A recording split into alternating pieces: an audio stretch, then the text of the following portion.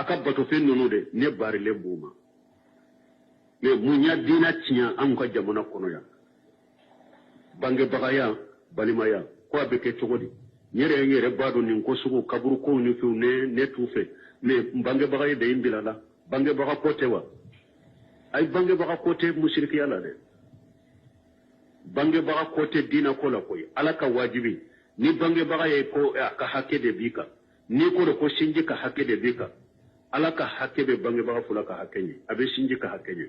ciden ka hakke be bange baga fula ka hakke ni abe sinji ka hakke ni de abe balimaya ni abe teriya ni de fonkan nunun de do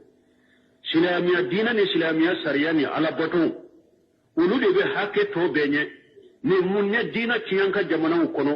mujamala ni mudahana ni balimaya teriya bange bagaya o de ye dina yere cinya hada madon bolo dugu koloka konte se ka banka sinjima a kon bange baga ko de do a ko teriya ko de do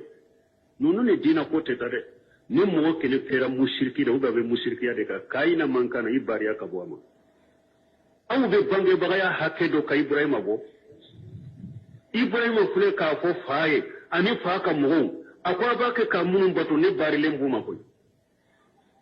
nate foila laqad kana lakum في إبراهيم ولقد كان لكم أسوة حسنة في إبراهيم والذين معه إذ قالوا لقومهم إن براء منكم ومما تعبدون من دون الله كفرنا بكم وبدا بيننا وبينكم العداوة والبغضاء أبدا حتى تؤمنوا بالله وحده الله يريد أن يفو ko Ibrahim Allah degeli ko nyuma bawo bolo Ibrahim ka kibari ala ani mo mun faralem baka tuma mo ko kam goma aw bari lemba aw yerema ana kabaraw parce que qur'ana be nyon tafsiri de parce que ndella kame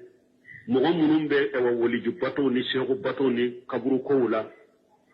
don do la wonana ni ayat tafsiri la ko wa jagala ibrahim li abihi wa qaumi innani bura'a mimma ta'buduna ko wala akule ko mo do be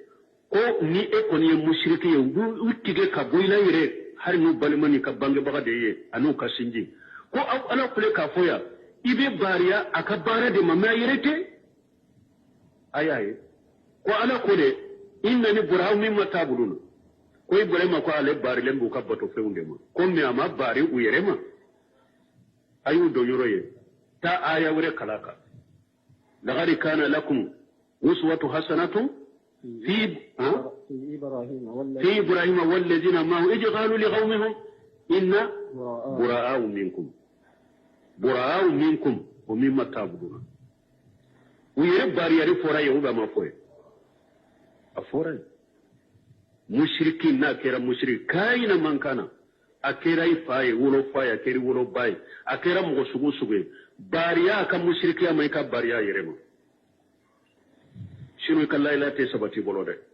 لا إله من بدأ تفوين فيما لا تجد قوم يؤمنون بالله واليوم الآخر يودون من هادى الله ورسوله ولو كانوا آباءهم أو أبناءهم أو إخوانهم أو عشيرتهم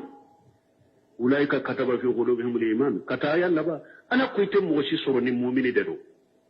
نابي مغوكانو نيني على سوسو كتيرين سوسو har no keru fawye har no keru dunde har no keru balmude har no keru kakabla mude utukan ja ko ambe ko layla la mugobe e wa kaburu sufara ala kanyana abe sujudu ke e wa photo simple e anyana ko an ko kanu ja ko anno ka keleye ja ko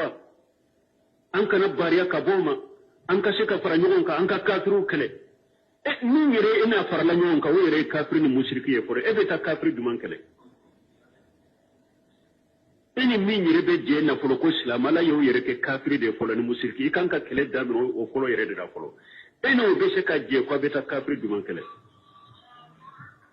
aw o de ato dori ko ko balma mugo te tawhidi haqiqaka ate ahli sunna wal jamaa ka tabuloka ko eni o de be je ko o ke edeme ko aka kafiru kele atebbe islamiya sariya la kele furanna ben galon min na be fulan ka fuya min na be bidiyan min ya yo sabati kaba ije na noye ko sabati awa don ke ba fana ko ni mugo te dina kele ni agida kele tabulo kele ko te seki dem e ka dem te seka bo feo ini mugo te kele nye mugo te ahli sunnah jamaa ate tabulo kele ni agida kele nye o te seka dem feo to goshi e anta min baki ka ke ande minawa nko ba fe yere kaw shembo aw koro de kawla malo ya de wakati be ka shembo aw koro ube se kaw malo ya togomi nko dama de ba ke kake awa la ilaha illallah asarati sigina fuleninde ibariya mushrikuma ikabari mushrikiyama sunu la ilaha illa min bidda kuma fu bidda te foy na faima hadihi shurutu la ilaha illallah samaniyatu shurut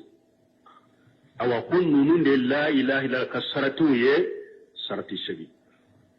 la ilaha kasaratu fule nunun de sarati shagi awa mbalima ni munu ni sarati shagi ni sabatira mu'min kan la ilaha illa allah ma bina fajina fa nagara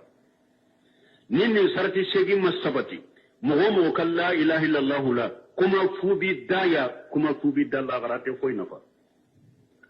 wali atu ye wahab ibn munbahi ninka